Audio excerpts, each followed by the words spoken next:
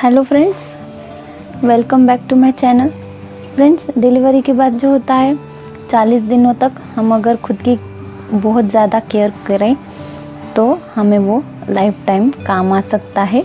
इसलिए हमें क्या क्या ऐसी बातें हैं जो 40 दिनों तक करनी ज़रूरी है, ये बातें जानेंगे हम आज की इस वीडियो में।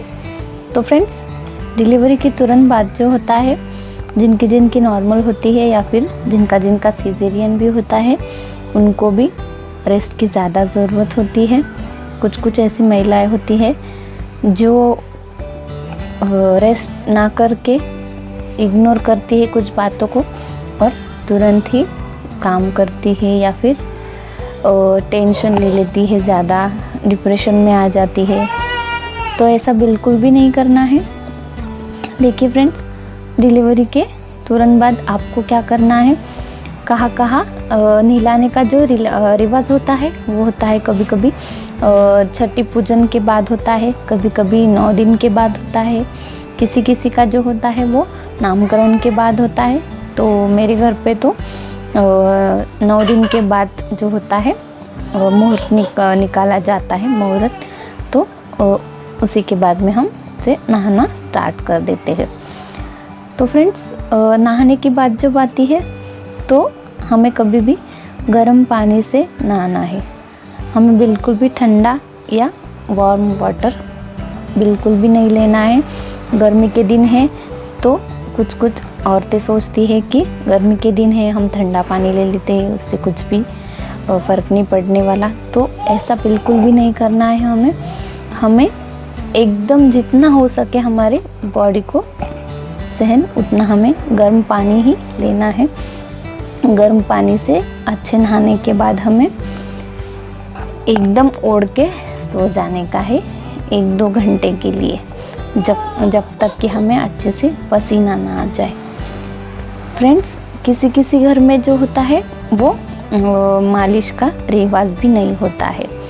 कुछ औरतें जो होती है वो मालिश नहीं कराती है, लेकिन ये भी गलती हमें बिल्कुल भी नहीं करना है। हमें मसाज करवानी ही चाहिए कंपलसरी डिलीवरी के बाद 40 दिन तक। तो भी मसाज से कैसा है फ्रेंड्स, हमारी जो मसल्स होती है डिलीवरी में, जो हमें पेन वगैरह होता है, उससे हमारा पूरी बॉडी सेंसिटिव हो जाती है। तो इसीलिए हमें मसाज जब मिलता है बॉडी को तो हमारी बॉडी जल्दी रिकवर होती है, हमारी जो मांसपेशियां है वो स्ट्रॉन्ग होने लगती है और फास्ट रिकवरी होती है, ताकि हम अच्छे से बेबी को ले सके, घर में थोड़ा भी काम कर सके। इसलिए हमें मसाज करवाना ज़रूरी है। आप मसाज कोई भी बादाम तेल से या फिर कैस्टर ऑयल से भी करवा सकते हैं। तिल का तेल भी अच्छा होता है मालिश के लिए, क्योंकि ये सब जो ऑयल होते हैं वो इनकी तासीर गर्म होती है। तो गर्म तासीर वाले जो तेल होते हैं, इनके मसाज करने से हमारे बॉडी जल्दी रिकवर हो जाती है। तो अगली बात जो आती है फ्रेंड्स, वो होती है खान पान के बारे में। तो डिलीवरी के टाइम पे कुछ लेडीज़ होती है जो पहले की तरह ही नॉर्मल खाना खाती है। नॉर्मल खाना तो हमें खाना है, लेकिन उसके साथ साथ हमारा फैट ना बढ़े, इसके तरफ भी हमें ध्यान देना ज़रूरी है। फ्रेंड्स, डिलीवरी में जो होता है वो ज़्यादा से ज़्यादा हमारा पहले ही वेट बढ़ चुका होता है।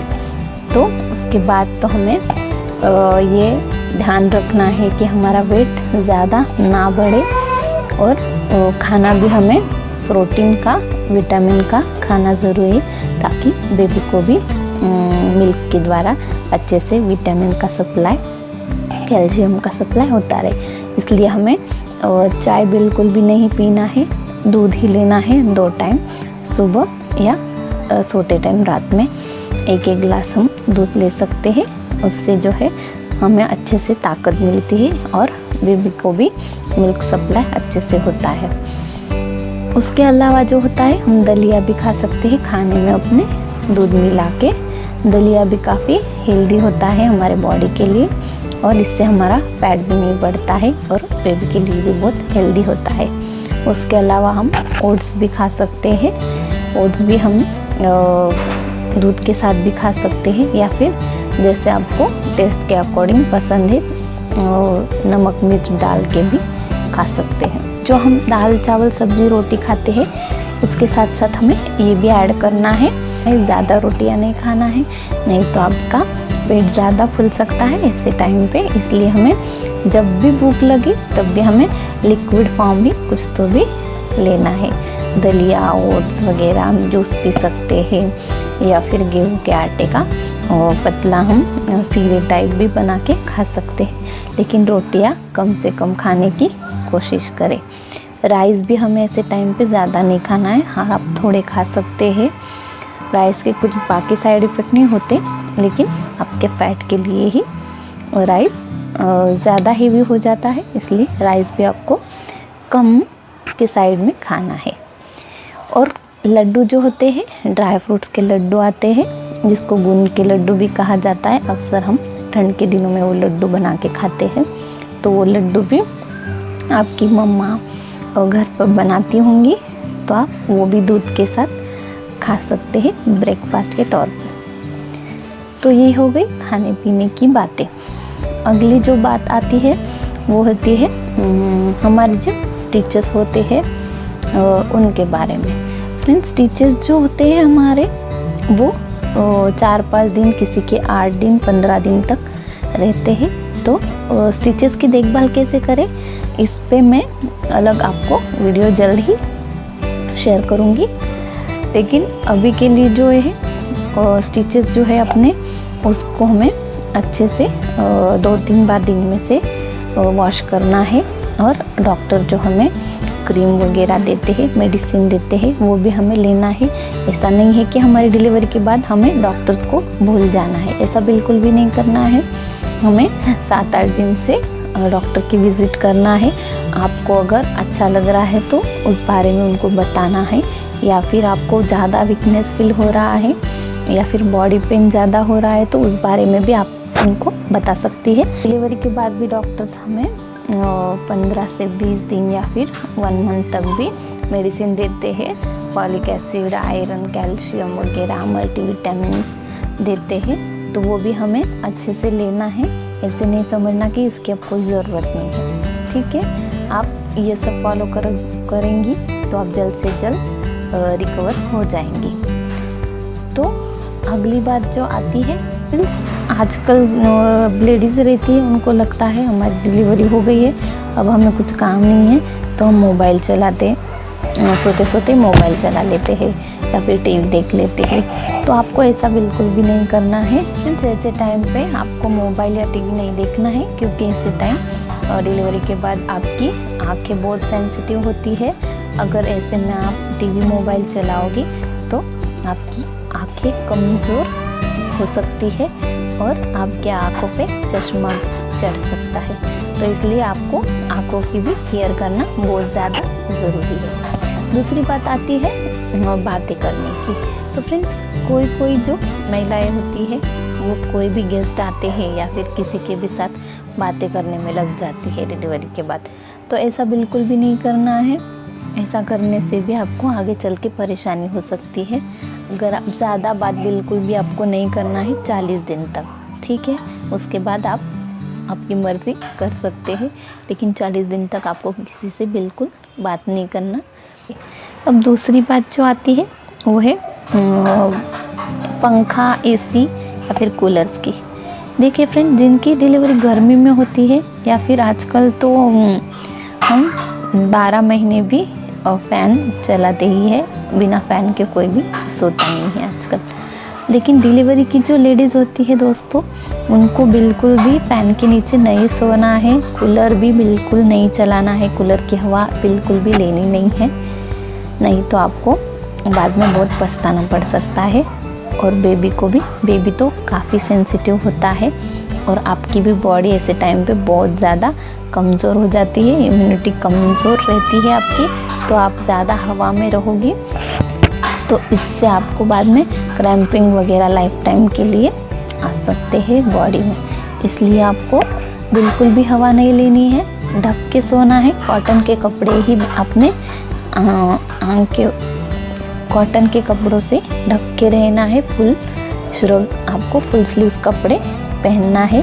स्कार्फ भी कंटिन्यू आपको बांध के रखना है 40 दिन तक। उसके बाद आप थोड़ा रिकवर हो जाएंगी तो आप थोड़ा थोड़ा वो इन चीज़ों से दूर जा सकती है, लेकिन 40 दिन तक आपको ढके रहना है बिल्कुल पूरी तरीके से। ब्लैंकेट ओढ़ के सोना है, थोड़ा सा भी अपने बॉडी को खुला नहीं छोड़ना है। अगली बात आती है आपको बालों में तेल ज़्यादा से ज़्यादा लगाना है। नहाने के तुरंत बाद आपको तेल लगाना है और इस टाइम पे आपको 40 दिनों तक कंघी बिल्कुल भी बालों में नहीं करनी है। अगर आपको कुछ फ़ोटोशूट वगैरह कराना है उस टाइम पे आप थोड़ा बहुत कर सकती है, लेकिन ज़्यादा से ज़्यादा आपको ज़ोर से कंघी नहीं करनी है, क्योंकि ऐसे टाइम पे आपके बाल काफ़ी सेंसिटिव हो जाते हैं, तो आपके बाल बहुत ज़्यादा झड़ सकते हैं या फिर आपको हेडेक की प्रॉब्लम भी बहुत ज़्यादा हो सकती है।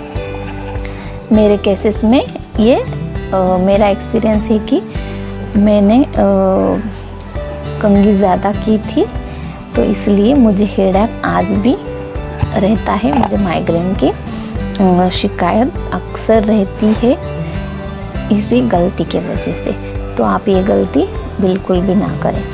और 40 दिन तक आपको क्या करना है, पैर में सॉक्स और चप्पल कंपलसरी रखना है। आप चाहे टॉयलेट जाए, बाथरूम जाए, नहाने के अलावा आपको सॉक्स बिल्कुल भी पैर में से उतारना नहीं है और ना कि चप्पल भी उतारना नहीं है। चप्पल आपको पैर में रखना है, नहीं तो आप ऐसे ही पैर ज़मीन पर रखोगी तो इससे भी आपको क्रैम्पिंग की शिकायत बहुत हो सकती है। मेरे बारे में ये भी शिकायत मुझे हो रही है बहुत ज़्यादा। मैं गर्मी के दिनों में भी विदाउट चप्पल ऐसे ज़मीन पर पैर नहीं रख सकती, क्योंकि मैंने ये गलती की है। इसलिए आप ये गलती बिल्कुल भी ना कीजिएगा, ठीक है। अब इसके बाद बारी आती है कुछ महिलाएं ज़्यादा टेंशन में रहती है। तो देखिए बच्चे जो होते हैं अक्सर सताते ही हैं। 1 साल के होने तक बच्चे बहुत सताते हैं, तो कुछ माएँ जो होती है ज़्यादा डिप्रेशन में आ जाती है, टेंशन में रहती है, चिड़चिड़ी सी हो जाती है कि हमारे तो बच्चे ऐसे हैं, हमें सोने ही नहीं देते, हमारी नींद नहीं होती। तो ऐसा बिल्कुल भी आपको नहीं करना है। आप जिस बात के लिए इतने दिनों से वेट कर रही थी, वो बात आपको इतनी मुश्किल से मिली है, तो आप उसके लिए क्यों रोना, ऐसे सोचना है कि हम उसके लिए क्यों शिकायत करें। जो है वो हमें तो उसके साथ ही आगे बढ़ना है, इसलिए टेंशन बिल्कुल भी नहीं रहना है। आपके बेबी को भी आपको टाइम देना है, उसके साथ अच्छा टाइम स्पेंड करें ताकि आप बाद में उस टाइम को मिस ना कर दो। इसलिए तो ठीक है, ऐसे टाइम पे बेबी को सबसे ज़्यादा आपकी ज़रूरत होती है, तो आप टेंशन ना लेते हुए, चिड़चिड़ ना करते हुए बेबी को अच्छे से सहलाए, अच्छे से प्यार करें। तो आई होप कि आपको ये जानकारी समझ आई होंगी कि 40 दिनों तक हमें क्या करना है, नहीं तो आपको पछताना पड़ सकता है।